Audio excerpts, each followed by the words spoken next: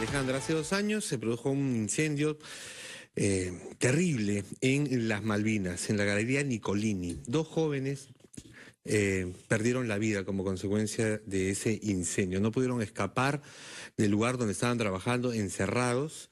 Los bomberos no pudieron alcanzarlos y no pudieron escapar porque el lugar donde estaban trabajando estaba cerrado. Así es. Con candado. Las imágenes todavía a algunos nos sorprenden, seguramente porque se trata de una pesadilla. Veíamos las imágenes de estos jóvenes sacando los brazos de uno de estos containers donde se guardaba material, creo que eran luces, sacando un fluorescente para poder llamar la atención de las autoridades y decirles: estamos acá, estamos encerrados, y al final murieron calcinados. Sí. Una situación que no se puede repetir. Sí, fueron sentenciados, fueron hallados responsables de esas muertes, Johnny Coico Cirlopu y su esposa también, Vilma Seña.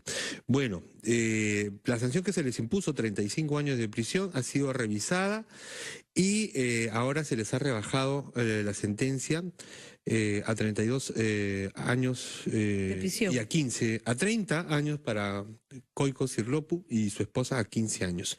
Vamos a conversar con Luis Enrique Aguilar, coordinador del proyecto de compromiso contra el trabajo forzoso alternativo. Buenos días, bienvenido.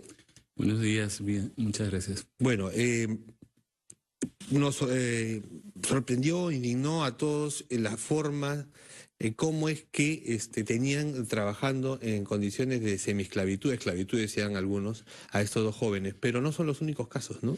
Efectivamente, tenemos en CHS Alternativo más de 15 años luchando contra la trata de personas y otras formas de explotación, y la verdad es que nunca nos había tocado conocer a esta realidad en la dimensión en la que sí habíamos leído, pasaba en otros países, y sobre todo con el nivel de precariedad de las víctimas, ¿no? Es decir, no solamente encerradas, sino encerradas con la imposibilidad también de tener acceso a comida, porque si no les abrían no podían salir, e inclusive de hacer sus necesidades más básicas, ¿no?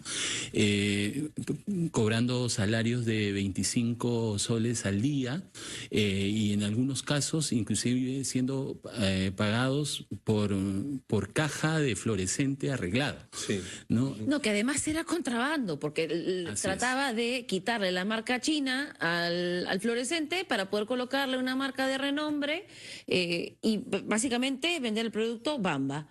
Efectivamente. Entonces, un círculo de informalidad sumamente precario. En este caso, se les ha reducido la pena a Coico Cirlopu a 30 años y a su esposa Vilma Seña 15 años. Ella incluso se encuentra nueva vida. ¿Esto qué nos revela del sistema judicial? Bueno, ya CHS Alternativo hace mucho tiempo viene señalando que existe un alto índice de impunidad en el tratamiento de los casos de trata de personas, y en este caso también seguramente en los casos de trabajo forzoso, porque esta es una combinación de ambas figuras, ¿no? Por un lado, por el hecho de que muchas de las personas que son procesadas no llegan a ser sentenciadas rápidamente, están en prisión preventiva o inclusive en condiciones de libertad condicional, pero sobre todo por el hecho de que solamente de cada 100, alrededor de 7 personas que son procesadas son finalmente condenadas, ¿no? Y eso demuestra el nivel de impunidad que se genera. Ahora, en el caso específico del señor Coico y su esposa, la señora Vilma, creo que hay una particularidad, porque cuando uno leía la sentencia de primera instancia, la tenía como una sentencia modelo, dado que no solamente había hecho un análisis pormenorizado de los hechos y había condenado por un conjunto de agravantes que estaban previstos en el Código Penal, sino que además establecía una pena ejemplar y proporcional, por lo menos al daño causado. Y con evidencias, por ejemplo, ¿no? Esta sala, el 46 Juzgado Penal de la Corte Superior de Justicia de Lima, condenó a 35 años de prisión a Johnny Coico por trata de personas con fines de explotación laboral y esclavitud. Y también condenó a Vilma Seña a 32 años porque ella entrevistó a los jóvenes y les ofreció una remuneración falsa. Es decir, sabía lo que estaba ocurriendo. Y ahora se ha reducido la pena a 30 años en el caso de Johnny Coico y 15 en el caso de Vilma Seña. ¿Bajo qué pretensión? Mira, lo que dice los extractos de la sentencia en los que hemos podido tener acceso, porque en realidad la sentencia completa no ha sido entregada ni siquiera a la Fiscalía ni a las partes. Entiendo que eso es normal dentro de un proceso, porque hay que, digamos, se hacen acomodos durante la sentencia de lectura durante la audiencia de lectura, y por lo tanto puede demorar un tiempo la entrega del texto final. Pero lo que sabemos es que se han tomado en consideración, por ejemplo, el comportamiento o el nivel de reincidencia de los procesados en delitos similares, ¿no? Es decir, si han cometido antes o no casos de trata de personas. En el caso de la señora Vilma, inclusive se ha tomado en consideración el hecho de que se encontraba al momento de la sentencia, entiendo yo, porque no es clara la sentencia, en estado de gravidez, es decir, estaba embarazada. ¿Eso es un atenuante? Es un atenuante. Entonces yo mañana mato a alguien y quedo embarazada. De los criterios de análisis de la sentencia, ¿no? Pero sin embargo, acá nos estamos olvidando de algunos factores importantes al momento de hacer esa atenuación. Tiene que tomar en cuenta un juez, ¿no? O una sala en este caso. Por ejemplo, el hecho de que no estábamos hablando solamente de un delito, sino dos.